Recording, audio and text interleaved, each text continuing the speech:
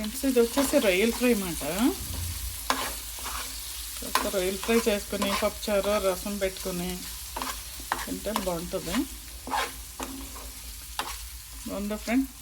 మీరేం చేసుకున్నారు friend? Comment బాక్స్లో కామెంట్ పెట్టండి. వీడియో నచ్చితే లైక్ చేయండి, షేర్ చేయండి. ఈరోజు మా ఇంట్లో రొయ్యల ఫ్రై,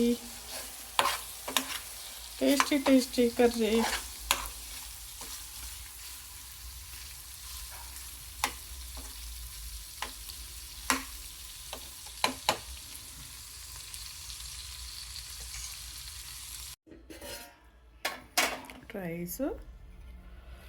రైసు మా ఇంట్లో రొయ్యల